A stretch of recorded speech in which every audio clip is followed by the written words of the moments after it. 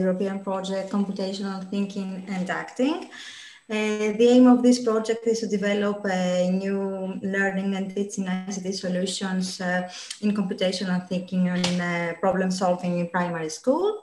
The coordinator of this project, Dr. Kati Clemens from the University of Jyväskylä, will make an overview of this project, presenting the main elements. So, Kati, the floor is yours now. Okay, hello everybody. I hope you can hear me. Yes. Well, excellent. So today's workshop is called Computational Thinking and Problem Solving in Primary Schools.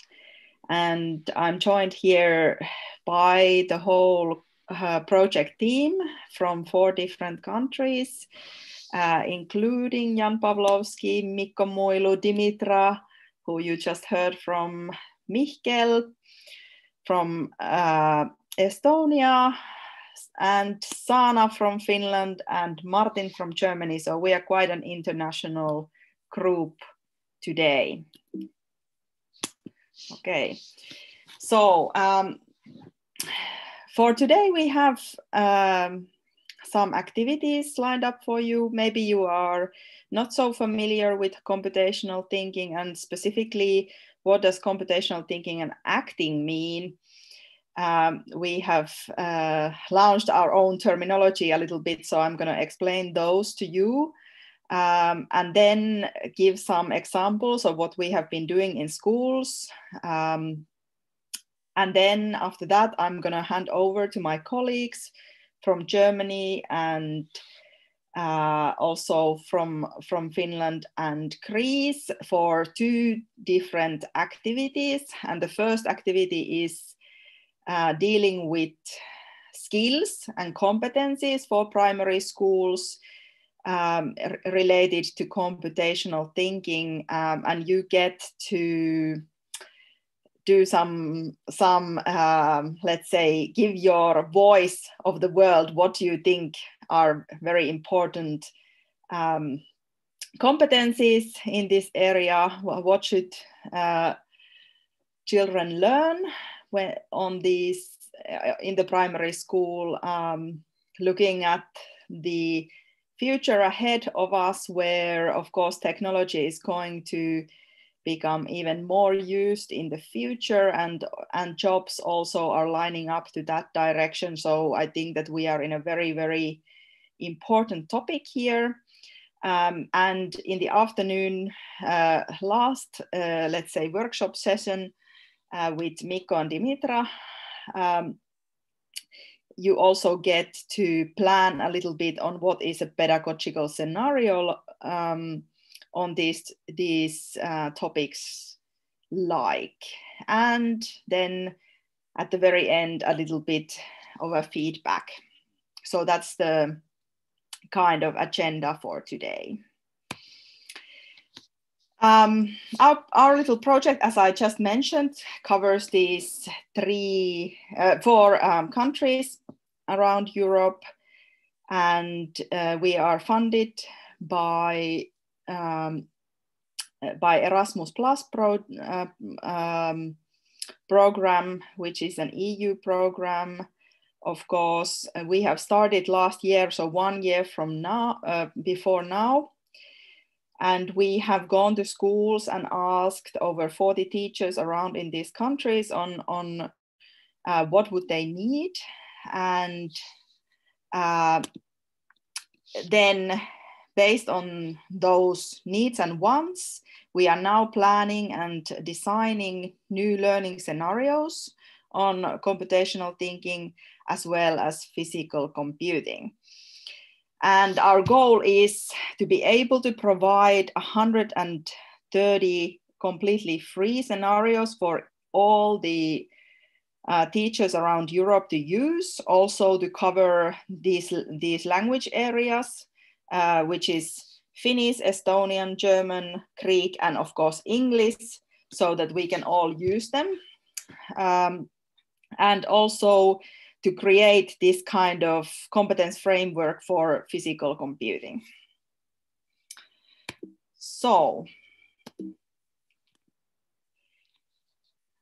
So maybe you are thinking, what do this terminology mean? So we have given some definitions for you a little bit. So the computational thinking is about understanding how the computer works, basically, and how does the information and communication technologies around it work? How does the cell phone work? All these devices all around us, how do they actually work? But also,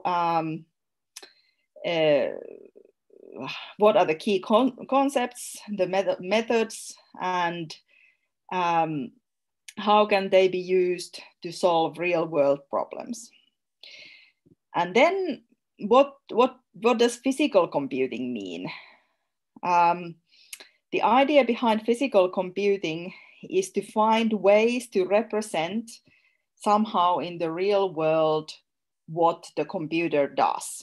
So including, for example, haptic experiences of using our ability to feel a little bit or move around in our bodies, and learning through these kind of physical activities, which there is research to prove that specifically kids are very motivated and also excited to learn through these methods. So that's why we want to combine the learning of computational thinking through physical activities. And together, those two concepts form the idea of COTA, which is computational thinking and acting together. So it's not that complicated, right?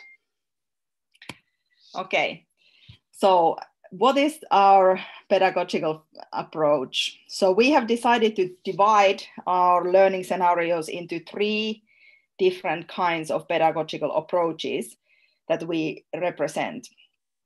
And one is what I just explained to you, this kind of physical and haptic learning, where maybe the activity is that the children can move around the room, they can go outside to experience something. Maybe they build something out of materials, out of pens and paper, and somehow they touch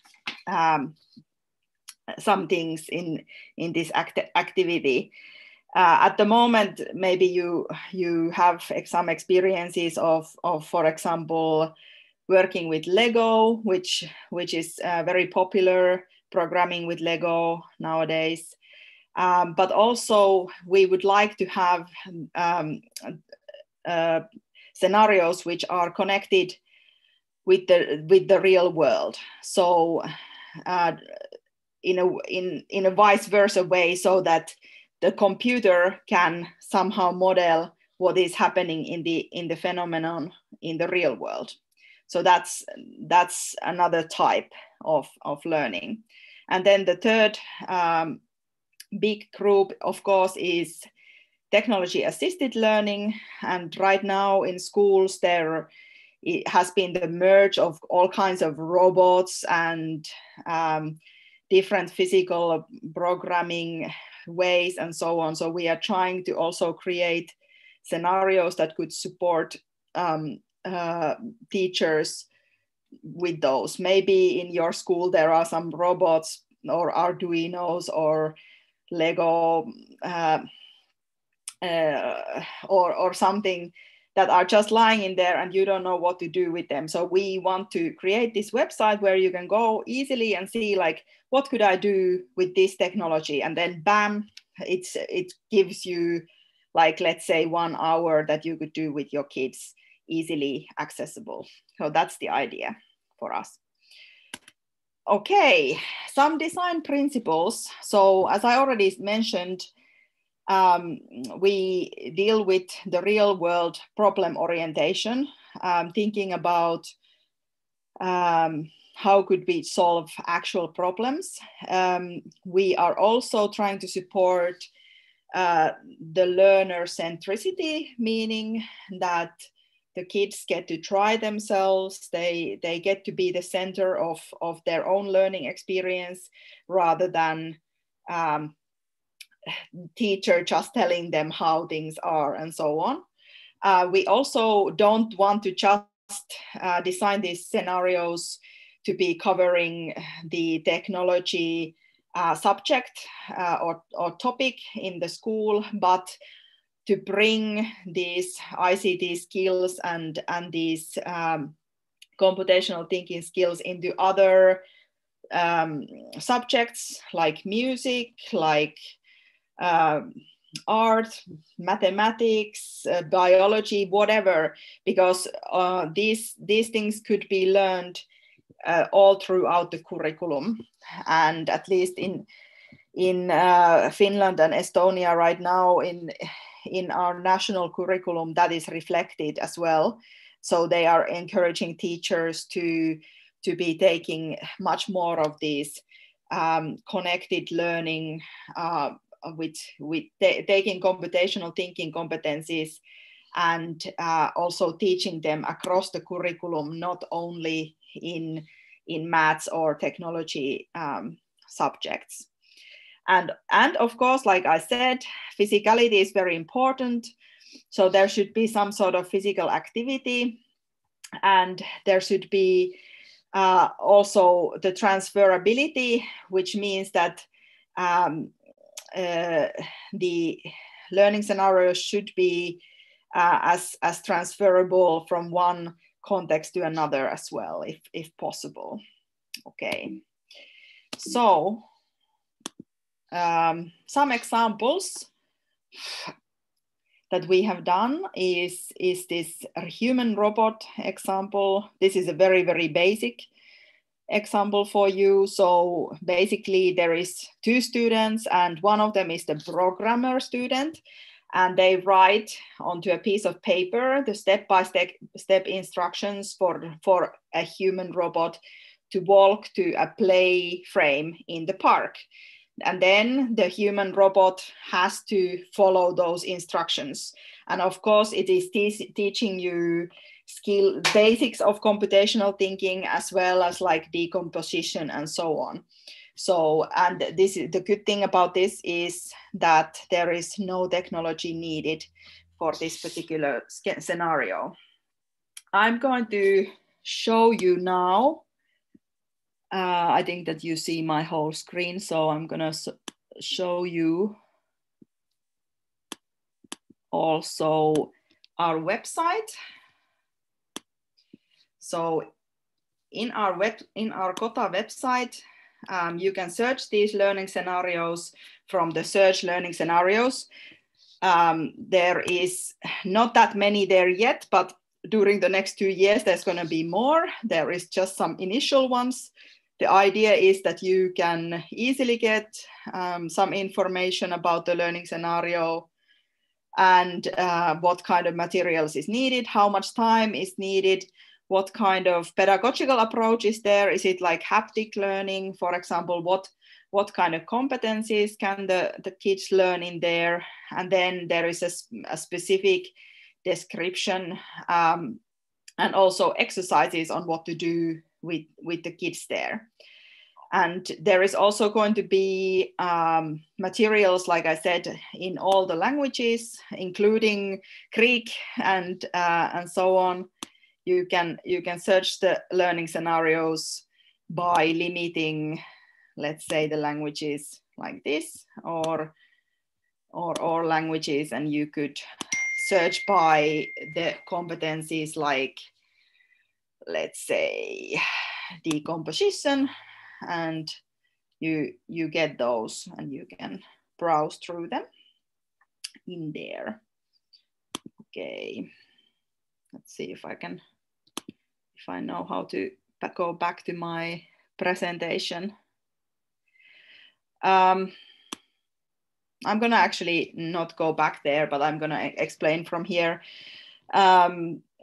There was already some pilots that we have done in different schools. There was a Lapunmäki school in Finland. There was 4th graders, and they were doing a scenario that was called How to Safely Eat Candy During Corona. So they were giving a big paper and some post-it notes and markers and wrapped candy, and they had to figure out how to give instructions on how would the safe eating of candy happen. Like, you know, first you sanitize your hands, and then you open the wrapper, then you put it to your mouth, and then you swallow, and so on. So and this way they were also giving instructions to do another group that then have to perform the task. This scenario is also, you can find it in our website. And then there was a pilot in Estonia in the Tartu Catholic school, where they were assembling with Lego these racing cars, and then they were using this We Do 2.0 kit, which you can access via this link. By the way, I think that we can share all these presentations with you guys, maybe by putting the link to our chat box. Maybe Mikko or somebody can share it there. So so in the Estonian scenario, the students assembled a robot, and then they raced them, and they were discussing how fast could the cars should travel, and how it would travel if you have already agreed what the distance should be, and so on. For that, we can maybe see if I can show you a short video, maybe, of this. Let's see. Can you see? No. Yeah. Yes. Yes, we can. Oh, but this is the wrong one. Wrong video. Is it? Yeah, sorry. So not the Lego robots, but this is about sumo wrestling. But this is a similar scenario. Sorry about that.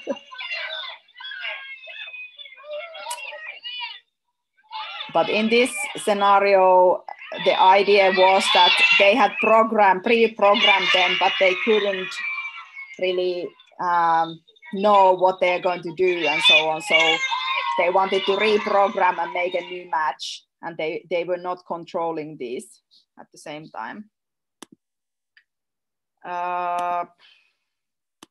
We have also the Computational Thinking and Acting YouTube channel, which is just beginning. I'm going to show you now what I was going to show you, which was the Estonian race. As you can see, the kids are very, very excited, and they are very vocal, and surely they are having fun in their activity. Okay, right. I had one more example, which was from Germany on aquaponics. You can watch this later on your own. It's also on our YouTube channel. But in this case, there was a fish garden that were made a little bit more technology oriented, where there was actually a aquarium and as well as a whole system of sensors and Arduinos to control everything and so on. So very, very exciting scenario. But because of our lack of time, I'm gonna let you watch that someday on your own. Okay, right. And that's all that I have had. And I'm now going to say thank you, Dankeschön, kiitos, and so on. I don't know how to. How do you say in Greek? In Greek. Evkaristo, right? Something Yeah. like that. Yeah. Okay. So, but over to you, Jan, now.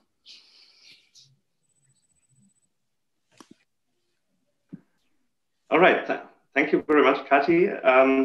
I'll share my screen just in a second to talk a little bit more in depth. I hope you've gotten the idea. So now we'd like to talk a little bit about the competencies or the skills connected, and we would like to do a little exercise with you that we get your opinion. What kind of competencies would you foresee for kids in that age? So we are talking about kids from primary school. In the project, we address kids from grade 3 to 6 in all kinds of subjects. But we have specified already different types of competencies. And we would like to have your opinion on, well, do you think these competencies will be useful? Do you think these competencies work on different levels in primary school? But let me get quickly into the topic. So, well, we really believe that there are a lot of new challenges, both for teachers and for kids in the future age. And when we look at all the developments currently in digital transformation, we think that, for example, all those methods around artificial intelligence, all those problems concerned with data, they are quite dramatic. And what we want to do is basically prepare kids for the future, because well, work and also learning and studying will be different in the future. And well, if we have something like learning analytics or artificial intelligence methods already in school, the kids basically should know about it, and they should be prepared for it. And that's also our aim by this project. So there are a lot of different competency frameworks for computational thinking. Well, computational thinking is not that new. So it's basically been, let's say, fashionable for the past 10 years, but it's been around actually for many, many years. So I would like to show some examples. What are these typical competencies? So there is a standard from the US or an organization from the US, and they have typical competencies, for example, that the pupils need to be able to formulate problems so that a computer could solve them, organizing or analyzing data, analyzing and implementing possible solutions, generalizing.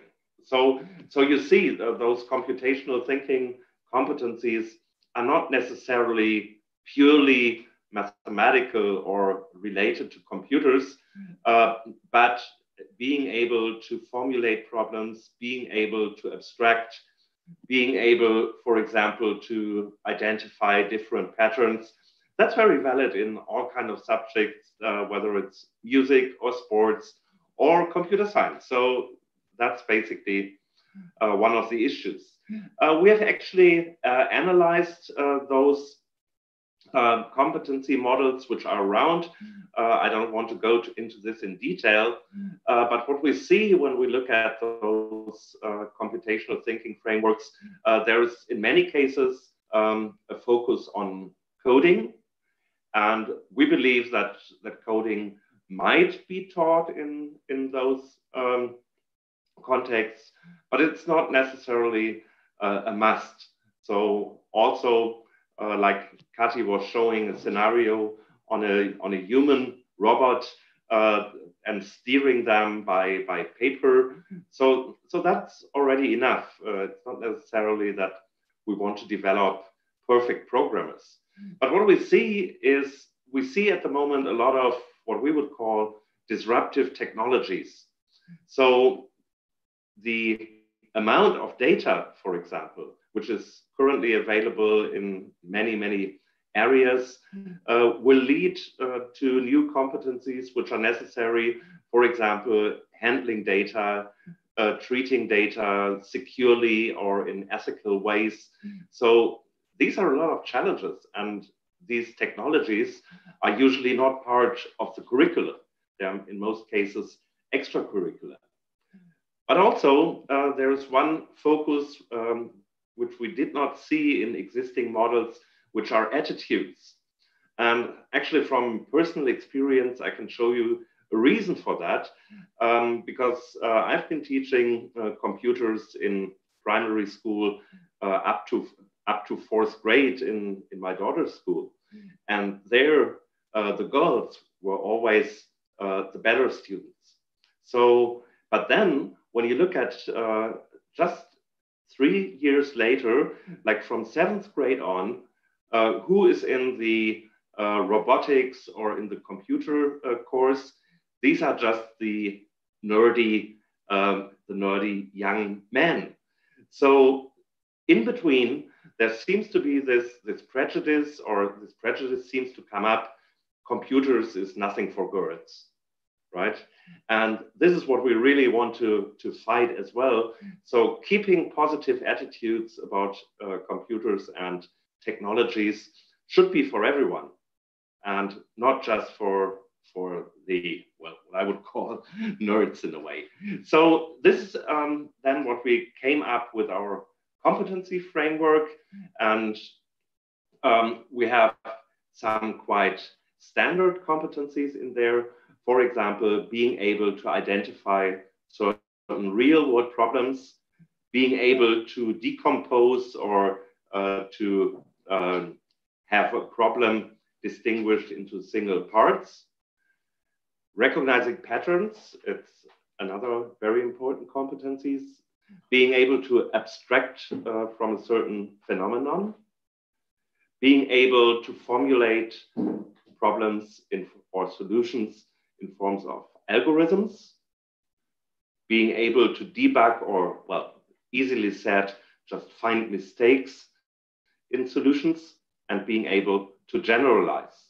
So those are 7 of the key competency categories, and we have enriched those categories, which are quite standard, incorporating attitudes and dispositions, but also disruptive technologies. And well, then as a next step, we have distinguished different categories. So it starts with a level 0, where there is no knowledge or no knowledge yet necessary yet. Beginner, that someone has heard about the concept. Intermediate, can use the concept in certain contexts or in, let's say, in familiar contexts. And experts, this is already the advance, that a concept can be transferred from context to context, or that solutions can be adapted, for example. And we try to figure out for which level, so K2, K4, or K6, so K2 meaning 1st and 2nd grade, 3rd and 4th grade, 5th and 6th grade. So in which age can kids already master certain competencies?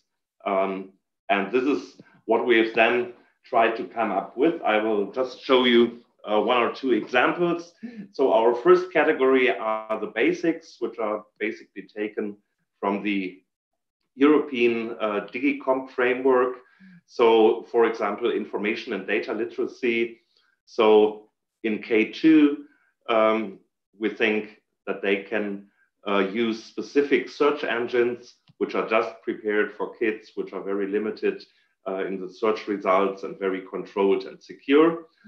3rd and 4th grade, specific browsers and restricted websites can already be used. And on the K6 level, we think that they are already able to use search engines to retrieve, but also already reference certain sources.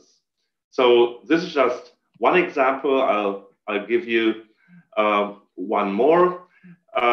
like let's say on the data level, for example, they should be able only on the 5th or 6th grade to know, for example, different data formats, to be able to have variables to store data, so knowing different data types, for example. So here on the data level, you see that we believe it's only for the later part of primary schools. So this is basically what we have specified. In a moment, Martin, my colleague, will guide you into the more interactive type of session, and we need to see how many participants we are. Let me just get well. When you see the slides, you'll see a little bit more what we have done. For example, regarding learning scenarios for certain competencies, but overall, we can just recommend to have a look at this competency model because we are very, very specific. We have separate models for the different grades involved. We have new competencies and then also, of course, corresponding learning scenarios for new technologies like 3D printing, for example, concerning attitudes as well. And well, now it's part to move over to the workshop. But maybe if you have questions in between, please feel free to ask. And then we'll show you for what we will do together for the next half hour. So maybe we take questions if there are any, or I would like to move to Martin regarding the workshop part. So thank you very much. And thank you. Well, are there any questions at the moment?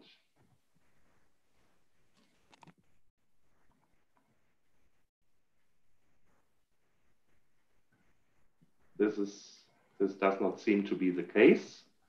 So now I would like to move to Martin for the competence workshop part. Thank you, Jan. Hello to everyone. I already posted the link to the website where the participation is going to take place in the chat. I hope you already found it and are logged in.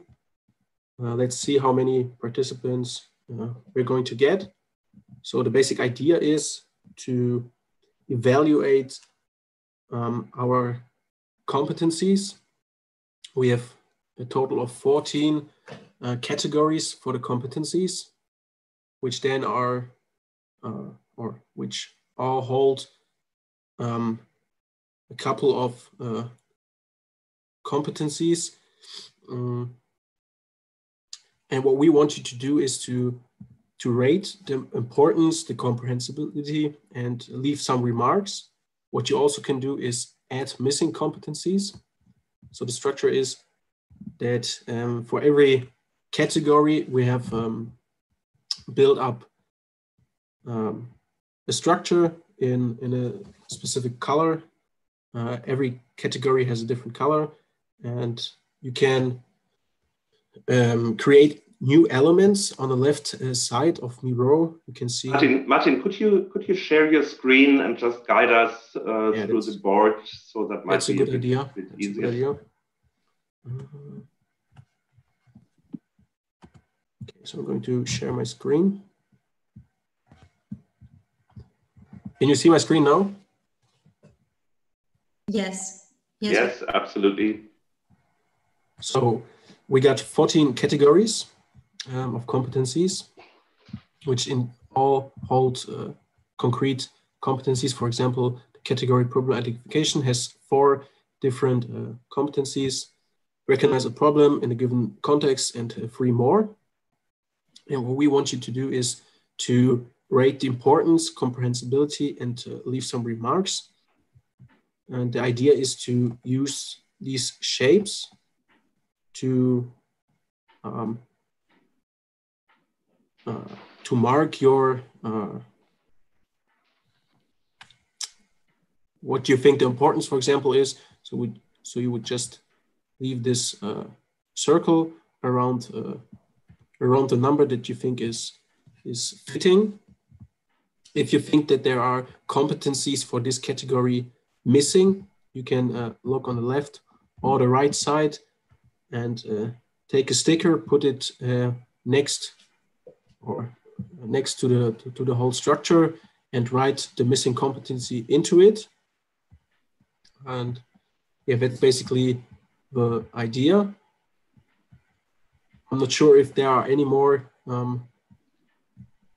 participants coming.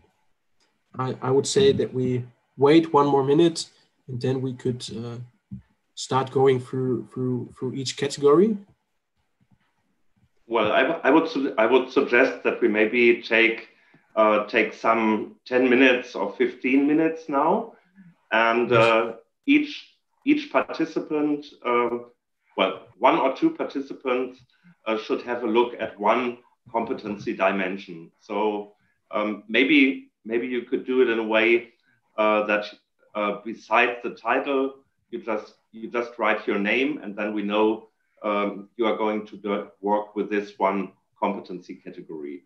And please be so kind to let us know whether you think this competence is important for the age category, grade 1 and 2, grade 2 and 3, grade 3 and 4, grade 5 and 6.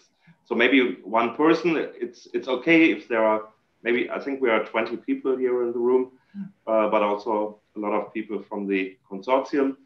So just write your name besides the competency category, and then we know you are working on this one category. Of course, we'll leave the chat here and also the microphones open. So if there are any questions, if it's not understandable at all what we mean by certain competencies, yeah, just feel free to ask either here or in the chat. So that would be my suggestion. Yeah, and then we could take now 15 minutes or so just to go through one competency category and then just see your opinion, whether it makes sense what we have developed here. Okay.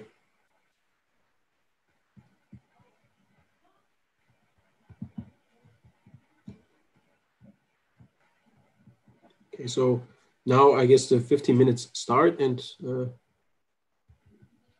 we are here if you have any questions. Okay, I'll also jump.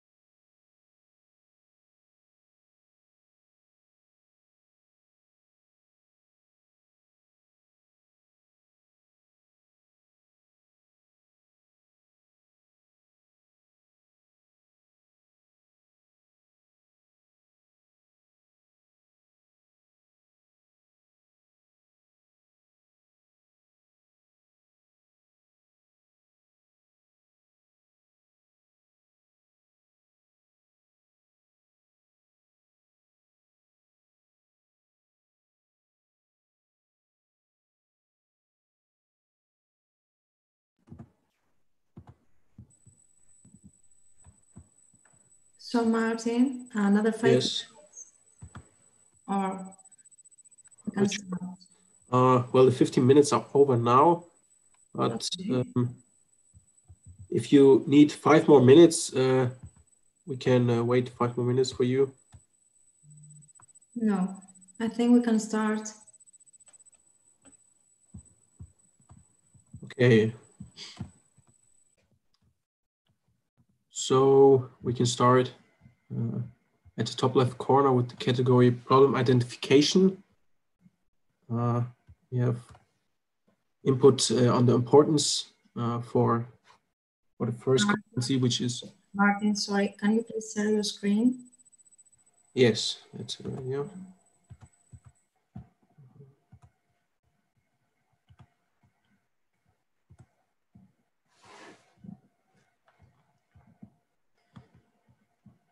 Okay, so let's start with the category problem identification.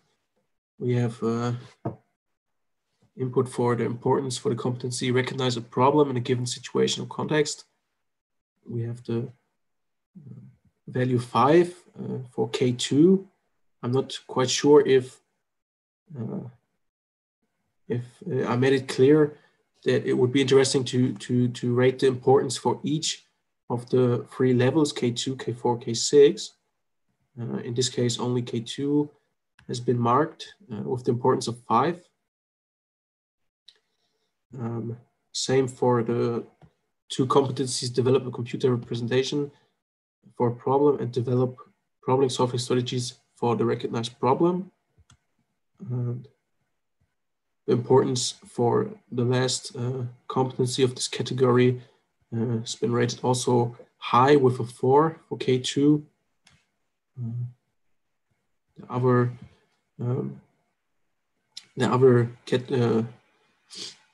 things were not marked. So let's move on to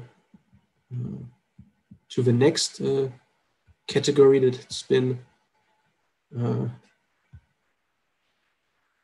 worked with, which is data in this case.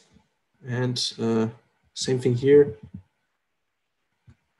No, actually, let's start with the competency, know different data formats. So we have rated the importance for K2 with a 0, K4 with 1, and K6 with 4, but also a 4 for K2.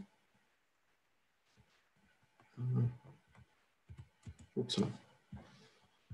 And we also have a remark difference, which says difference between data types and data formats.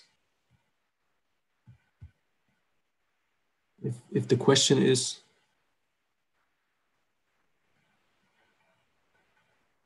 what the difference between data formats and data types is,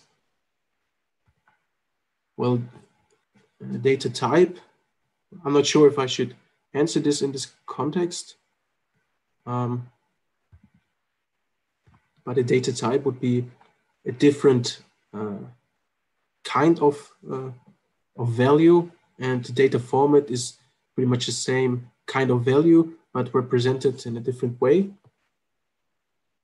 And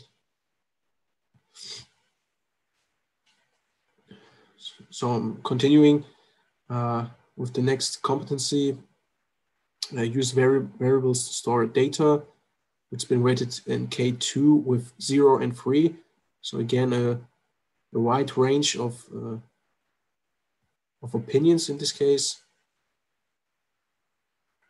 And for K4 with a 3 and K6, 5. And I'm quite happy that the comprehensibility has been rated high throughout the different competency categories.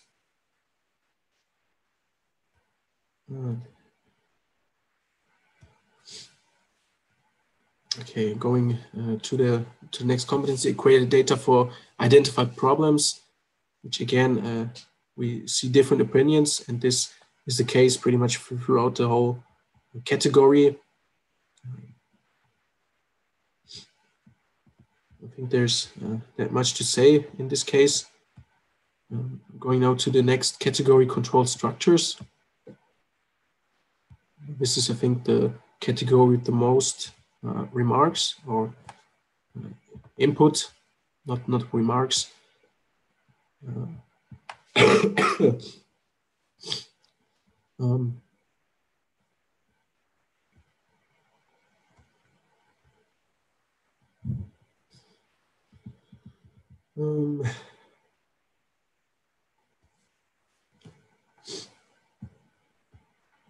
Okay. So I'm not sure how to get your feedback from this. Maybe we can talk a little bit about certain competencies. Or my question in the whole group is if it was clear that the importance should be rated for each level, K2, K4, and K6, because most of times we have only ratings for one of the three levels.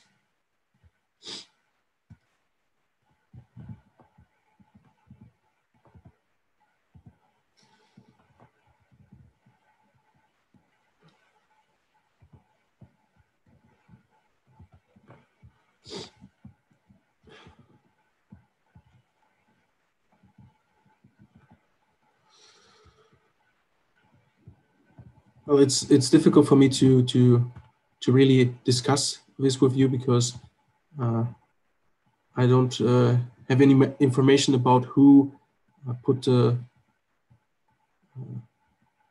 or who rated the competency in this case or evaluated it. So I can of course read the results, but I don't think or I don't see that much.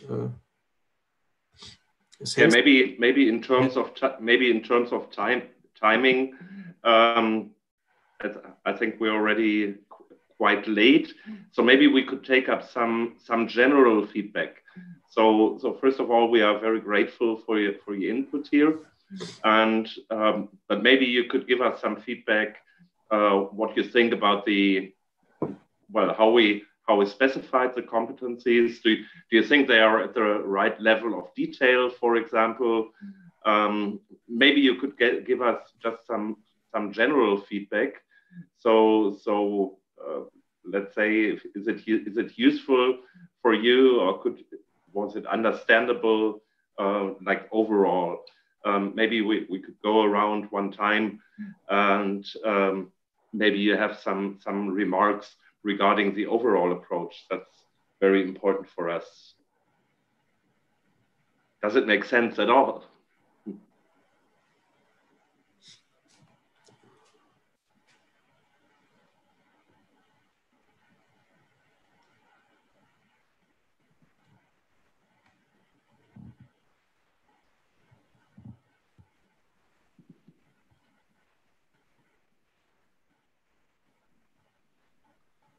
Who would like to give us some feedback?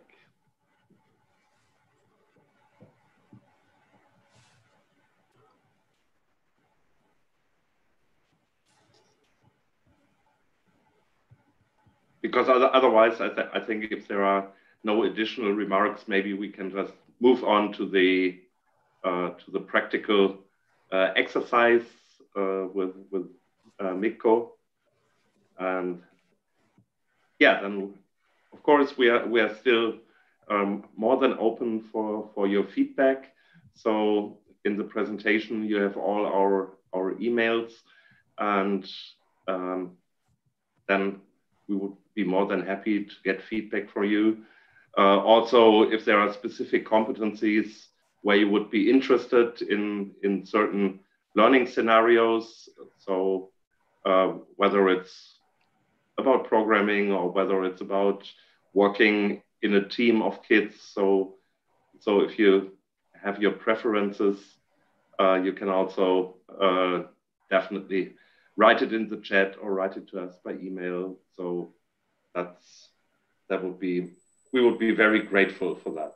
Well, Jan, I see that if you can have a look at the chat, Maya from Croatia have just written that key competencies depend on the age of kids, school, kindergarten, curriculum, and subject. Base is to give idea of problem and connecting is to real life. Okay.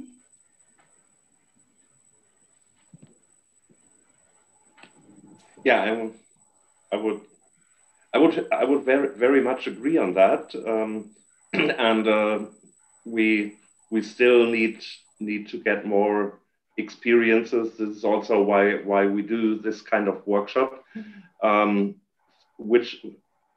What would you consider as the key competencies for a certain age, and which competencies are already are up for later? So one could say, okay, programming, maybe that's too early in grade 3 or so, and we are trying to get more ideas how it really works. So we know that all the competencies are somehow relevant in those age groups, and I personally think you couldn't start early enough, but of course we need to see how the age groups will deal with it, and that's one of our challenges, really, to understand in which age, what are the right competency levels for which age.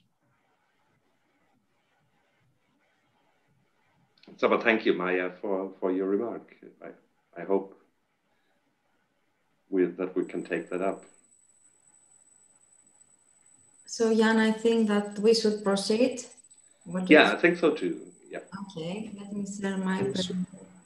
Okay. Stop sharing my screen. Okay, let me share my screen with you. Okay.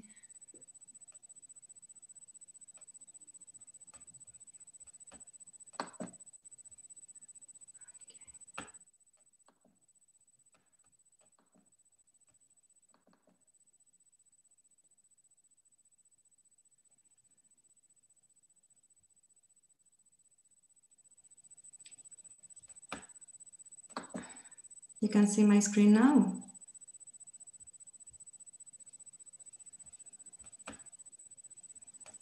Can you hear me?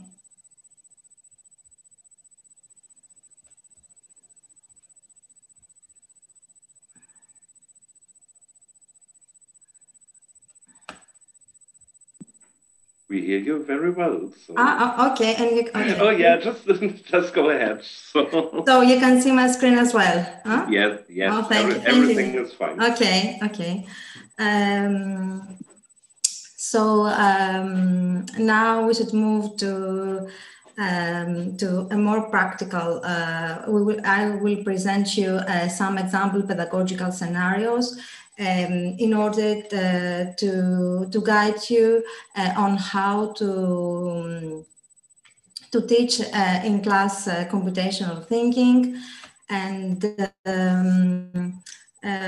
one of the main goals of this project is to develop learning scenarios. We have uploaded some already uploaded some on the COTA website. And now we'll present you one example pedagogical scenario. First of all, I would like to share with you some ideas. What are my motivations and need? What I would like to, why I'm creating a learning scenario, because I want to solve a specific teaching problem. I want to attain a specific learning goal. I want to improve my teaching practices, to change, maybe to use innovative tools. I want to foster my students' creativity, imagination, or their curiosity and questioning. My motivation could be to make my students more active during the learning process, or to motivate them, especially the ones with disabilities. Another issue is to think about the developmental status of our students, their experience, their ICT skills and disabilities. Other issues that could be addressed are what limits do I need to consider when building a learning scenario, the time for planning for organizations. I know that sometimes due to the rigid syllabi, the strict rigid syllabi, there's no time to plan any activities. We have to consider the cost, the acceptance from our staff and from our institution, and of course, access to infrastructure and resources. How will I be working? I will be working alone, or I will collaborate with other teachers in a mixed team of teachers and other professionals such as researchers or students. Briefly, how do I design the pedagogical scenario? As I previously said, what are my intentions in terms of knowledge, skills, attitudes, and curriculum? What is the pedagogical strategy that I want to adopt? Project-based, exploratory, problem-based? How many sessions? What are the activities I want to include? What are the roles, the tools? I want to do it in class, or I would prefer an online or a blended learning. And of course, what are I want to be close to my students. I want to work with the whole class. And finally, what I have to take into account is the evaluation tools. What will I evaluate, the results, what the method, and when, how, what type of assessment, self-assessment, peer assessment, or teacher's assessment, and how will I judge whether this experience as a whole has been effective. This is a learning scenario template that we created during this project, and it presents the main parts of a learning scenario. The title, the main idea, where we briefly describe the main idea of the scenario, the students' age, their learning level, the social backgrounds, sometimes any disabilities, connection to the curriculum and to the school subject, competencies, what is the pedagogical method that I want to adopt, what kind of materials I would like to use, and which software fits best to what I want to, what exactly I want to do. And finally, the evaluation tools. I will now present one example learning scenario, which is based on this structure. It's about road safety. Students in the third grade of primary school learn about the road safety, and they learn about the road signs, and they have to implement this knowledge by using the Scratch software. Of course, the main goal of this scenario is students to learn basic programming concepts. The target group are students with no special needs. It's a combination, it could be a collaboration between two teachers, the class teacher and maybe the teacher and the teacher of computer science. Students should raise awareness of the importance of road safety, and they should learn to comply with road traffic regulations. Of course, learn basic programming skills. Basics are the competencies, problem identification, and algorithms. So regarding the pedagogical method, it's haptic learning and problem-based learning. I use the Scratch software and the Lego Education, Lego We Do course set. And the evaluation will happen through worksheets and Lego creations. So this is how we can implement it in class. Students learn about the road regulation in the environmental education. Afterwards, a discussion takes place in class, and students discuss the importance of obeying the traffic instructions and are encouraged to refer to the traffic signs and their meaning. Afterwards, they have to open the Scratch software and create a story regarding the road safety. They should choose a backdrop that contains a road or paint or paint it. Sometimes they could. Sometimes they choose to upload it. Vehicles and traffic signs should be included in their stories, and they choose sprites, vehicles, humans, and traffic signs in order to create a story.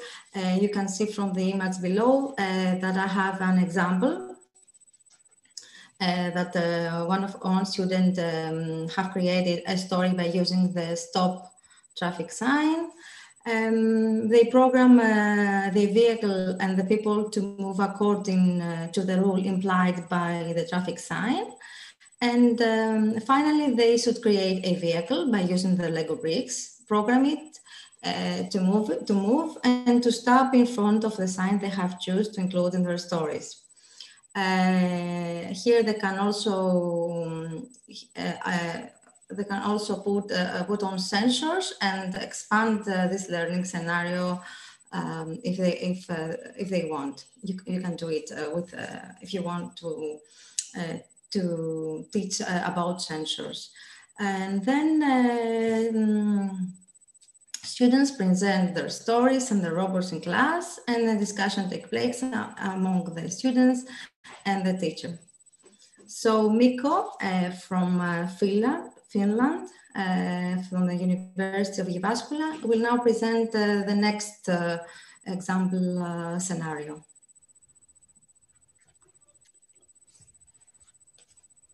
Can you see me? Yes. All right.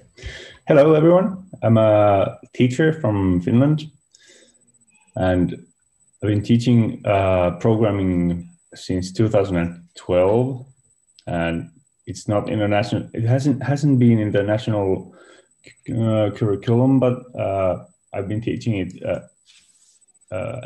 on the side of the mathematics class. This learning scenario here is a game. Maybe it's only playing around. Students try to guess numbers that the other one is thinking, and it's hard. They start from 1, 2, 3, 4, and every time they are guessing, the guesses are counted, and then they are taught about this binary search function or algorithm, and that we are dividing the search area to 2. First we pick up the middle one, then the middle one from the rest, and we show that actually it's making a huge impact on the amount of time or guesses needed. If they have 100 numbers to guess from, it's about, I think, 7 guesses, and you will get the number every time. From 1,000 or 2,000 numbers, it's going to be 11 guesses. From million, it's going to be 20 guesses. This is just to show how powerful the right algorithm can be. So we are playing this as a game. I did this last week with 6th graders, and it took like 45 minutes. And I divided the students into pairs, and they asked whatever they wanted. Then I told them that they should divide the area to 2, and gave them a bigger range of numbers.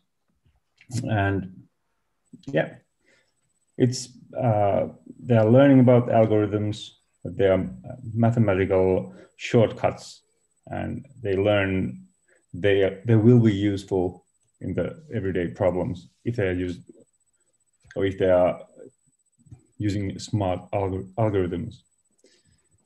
So that was my learning scenario.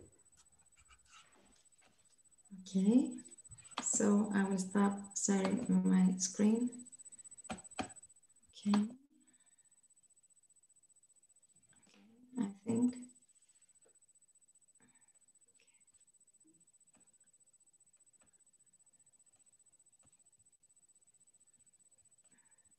Okay, you can hear me now.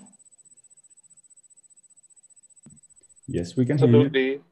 Okay, so Mikko, do you want to share the link of the Google Doc? Sure. Just a second. Okay, so as we previously mentioned, we have already uploaded some learning scenarios in the COTA website, and we were thinking that today we could start with you building learning scenarios. So Mikko will share with you a link to a Google Doc.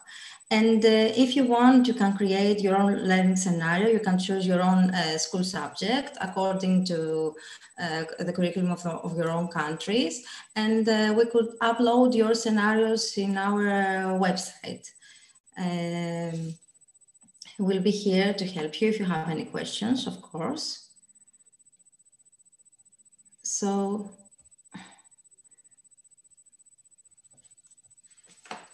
let's wait for Mikko to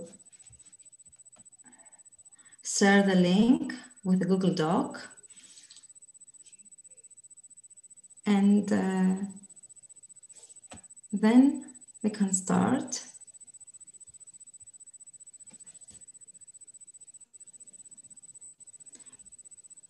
Okay, if you want, you can work in groups.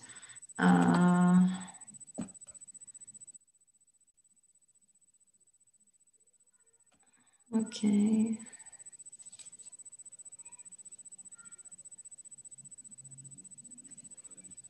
So do you think that it's easy for you to create a learning scenario, or we can start one and you can send us an email with your scenario completed? Do you think it's easy to do it right now?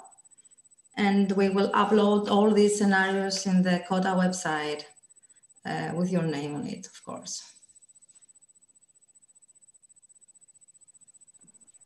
Dimitra, could you maybe just give some guidance on what the learning scenarios should be about, and what principles should be, like this real world problem, or maybe we can just ask for topics which would be interesting to the participants. So okay, they can choose their own. I think they can choose their school subject. And can you share your screen and upload the competence framework? I think it could be useful for participants to have a look at it and create a learning scenario about computational thinking if they have the framework. I don't know. And I could also I will also share the structure of the learning scenario, which is okay. The structure is already uploaded in the Google Doc, and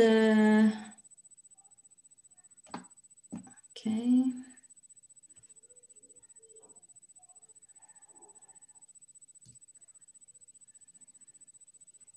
So, do you think you can do it? Dimitra, I think that it would be good if we still divide people into groups, into different rooms, so they can work on one scenario together.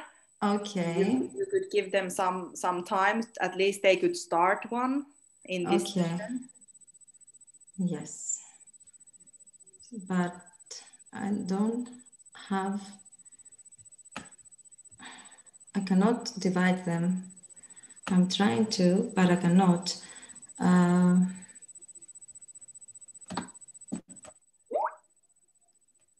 Okay. Who is the host of the meeting?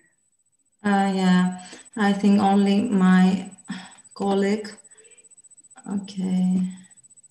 Let me write. Okay.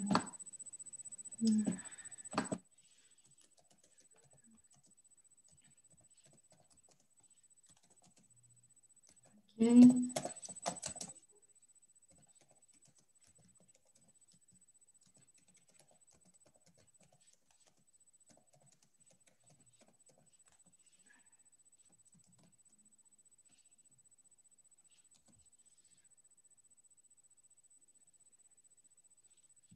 Because I'm not able to do it. Have we lost Jens?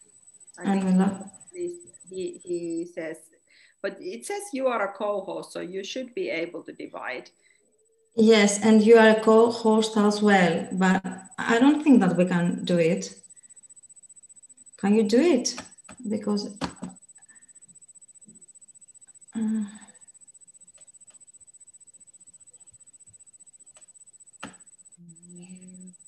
do you have, okay. At least I don't, but I am not a co-host. Mikko is and Jan is. Okay. So Okay, Jan, Mikko and Jan. I'm sorry, but I don't have the capability either. yeah. Yeah. So, So, did so Jens leave and left it so that we can't do that? okay, let me send an email to my colleague. Okay.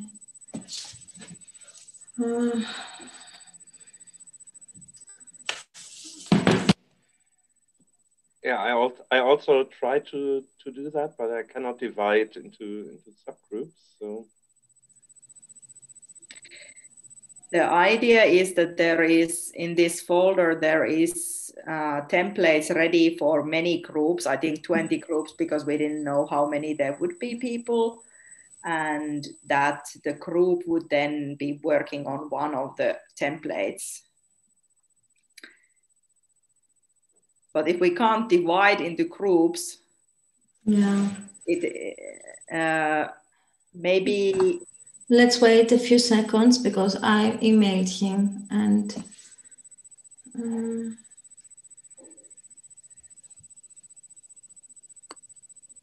maybe only the host can do this.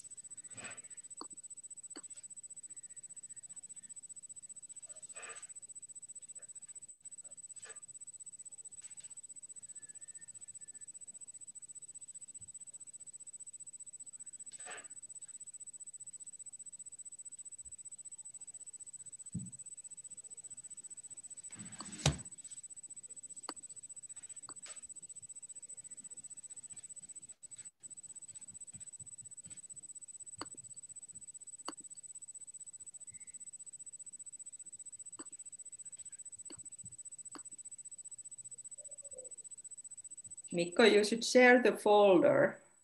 Yeah, can you share the folder rather than the Yes, first. I just did.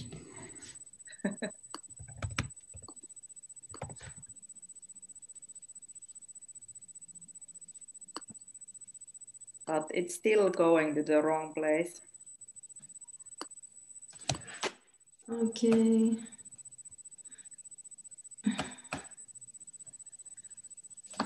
My colleague just emailed me that okay, we have to find more and then break out groups, but I don't have, I think, this. Okay.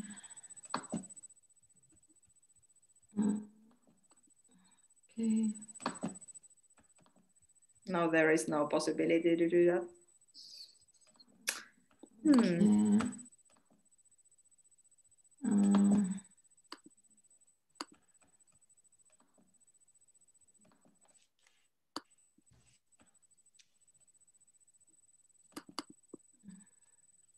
Okay.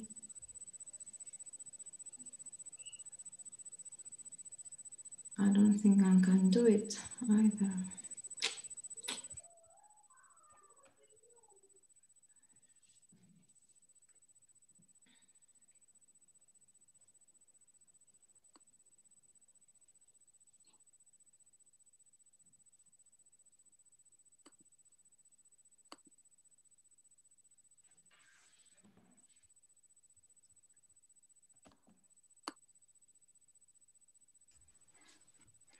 Hello. Hello, Jens. So you would like to have some breakout rooms. Yeah. How many? Okay. 4. 4. Wonderful. Okay. And I'm gonna let participants choose the rooms. So I am creating now 4 rooms. Okay. Should they have special names? Or just room 1, 2, 3, 4? Yeah, I think just the number. Okay. First time I'm letting participants choose their own room. I'm gonna open all the rooms and we'll see what happens. If something goes wrong, then I will close them all and we will all meet back again in the main room. Okay? So Okay. let's see how that goes. Just a second. Thank you. All right. So I see that all the rooms are open and I think you should have you can choose now the rooms. Join breakout room. Yeah. Now Yes. have this option as well. Wonderful. So now I think you just need to decide among yourselves where you to meet. So I see that nobody has joined the breakout room. So just choose which room you would like to choose. Okay. Thank you. Well, I will choose room number 1, and I think that any Greek participants. So Katie, I see that Katie is in room 4 now. Okay.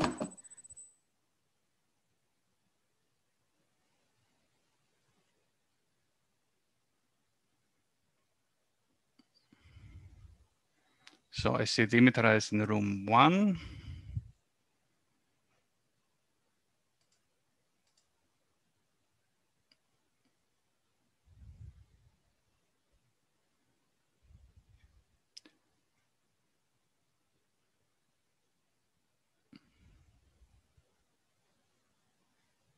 Okay, so the others cannot see the room. Do I understand that correctly?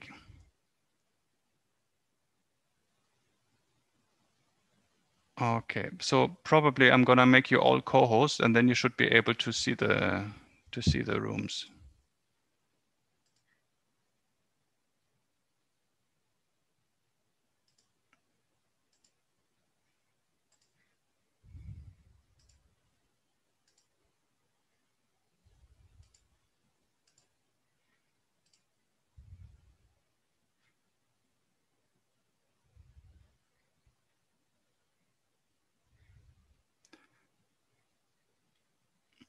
Dimitra, maybe it would be the easiest if you tell me who should go into which room. Then I can assign them. I cannot hear you. You are muted. Sorry. You can put in the first room the Greek ones. Maria Stivaktaki and Rallis are teachers from EA school, and then or they have okay. No, I'm moving them now. Okay. Okay.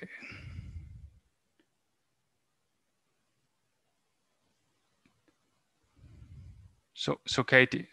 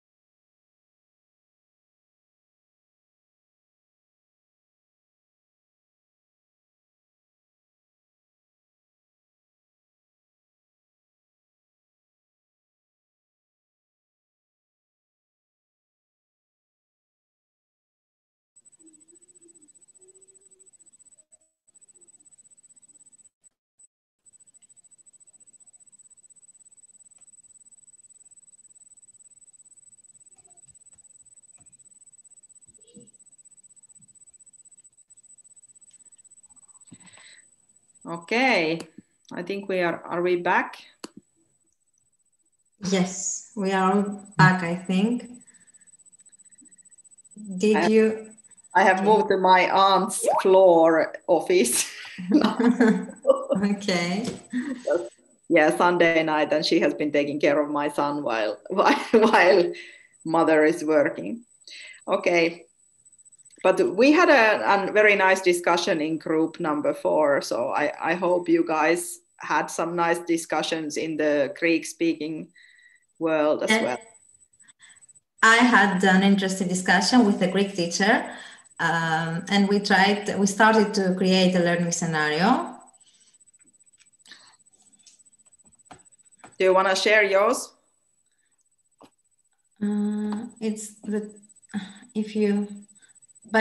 We have just started, so it's learning scenario 20.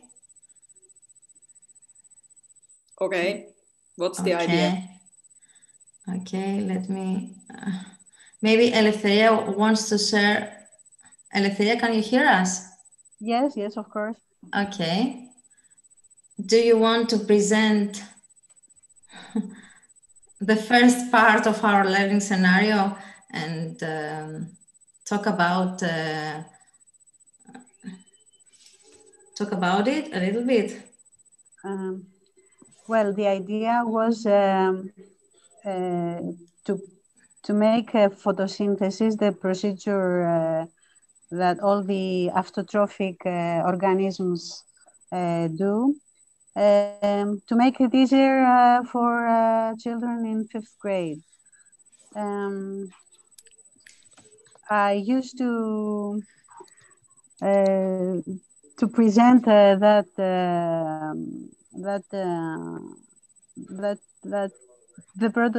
photosynthesis with the theatrical game.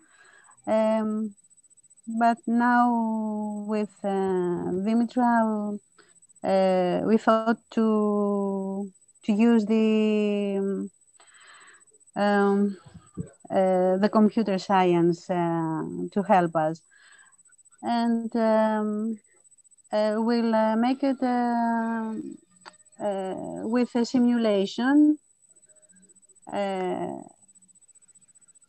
Children learn Scratch, so in Scratch they will create, we thought that we can manage to create something on their own after they learn the elements and the procedure the photosynthesis is.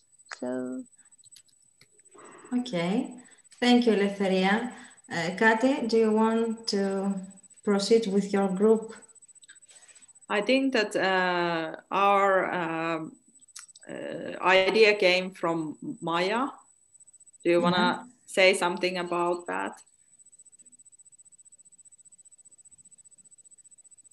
Sorry. So I shared an idea about making a spaghetti bridge in a virtual classroom with my kids, 6th grade. We were in a lockdown and we had no time or anything to do something practical at home. And I had to teach them about constructional bridges. So I came about idea to use flour, water and spaghetti pasta that they all have at home, and they had to make Leonardo da Vinci bridges or find whatever other bridge they like, make a constructional bridge and make a photo and video about the bridge and show to the others, and others had to say how to improve the bridge. And in the end it was like a competition because they all put a lot of stuff on the bridge and showed my bridge can hold on to coffee box, Mike can hold on my home mouse. One girl made a movie about my home mouse crossing the bridge. So it was really fun, and they learned basics of physics, of mechanics, and about Leonardo, the history, art, and stuff like that. So it was like connecting all the sciences in one by having fun at home. So there you go, very creative. But we're very happy, I mean, in such short time that we got some very nice examples. I was saying in the group 4 that that of course we are very happy if you want to share some other examples. You can email them to Dimitra later on if you get excited, and also share them in our collection in our website if you like. And you can go into the website anyways to check up on what other people are doing. So in order to get some new ideas for your own teaching. So that's the point of this COTA project, of course. But thank you for your collaboration. I'm really impressed because it's, you know, Sunday night and we're all very tired and it's the last session and we've gone over time and so on. So thanks for being so motivated and excited today. I think that this is it for us. If you want, you could leave us some feedback on how did you think that this session went. Maybe Mikko, you can share the link to the chat box onto the feedback.